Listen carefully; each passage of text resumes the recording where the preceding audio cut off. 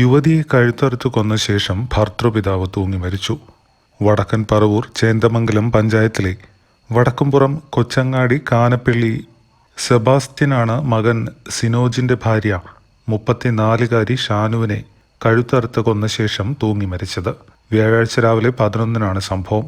ഫാക്ടിലെ കരാർ ജീവനക്കാരനാണ് സിനോജ്. ഷാനു ദമ്പതികൾക്ക് 4 വയസ്സുള്ള ഇരട്ട കുട്ടികളുണ്ട്.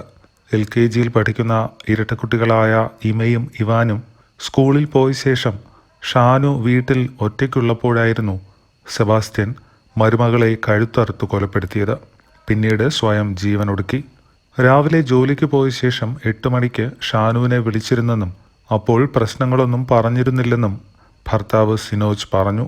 സിനോജിന്റെ പിതാവ് സ്ഥിരം പ്രശ്നക്കാരനാണ് എന്ന വിവരമാണ് നാട്ടുകാർ പങ്കുവയ്ക്കുന്നത്. പിതാവുമായി യോജിച്ചു പോകാൻ കഴിയാത്തതിനെ തുടർന്ന് സിനോജിന്റെ സഹോദരൻ കൊടുങ്ങല്ലൂർ കോട്ടപ്പുറത്താണ് താമസം.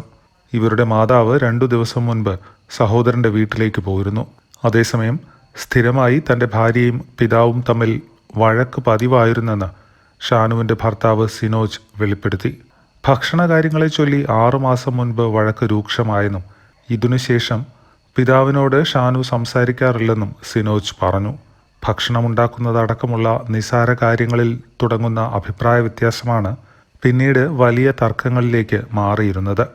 അച്ഛൻ്റെ പ്രശ്നങ്ങളും വഴക്കും കൂടി വന്നതോടെ അടുത്ത ആഴ്ചയോടെ ഈ വീട്ടിൽ നിന്ന് താമസം മാറാനുള്ള തീരുമാനത്തിലായിരുന്നു സിനോജും ഭാര്യ ഷാനുവും. മക്കളുമൊത്ത് സ്വസ്ഥമായ ജീവിതം നയിക്കാനുള്ള സന്തോഷത്തിലായിരുന്നു ഇവർ. ഇതിനിടയിലാണ് കൊലപാതകം നടന്നത്. സിനോജും മക്കളും പോയ ശേഷം വീട്ടിൽ സെബാസ്റ്റ്യനും ഷാനുവും തമ്മിൽ തർക്കമുണ്ടായി. പിന്നാലെ സെബാസ്റ്റ്യൻ ഷാനുവിൻ്റെ കഴുത്തിൽ കത്തികൊണ്ട് കുത്തുകയായിരുന്നു.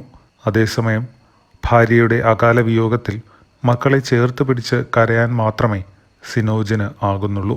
ഷാനുവിൻ്റെയും സെബാസ്റ്റ്യൻ്റെയും മൃതശരീരങ്ങൾ പറവൂർ താലൂക്ക് ആശുപത്രിയിലേക്ക് മാറ്റി.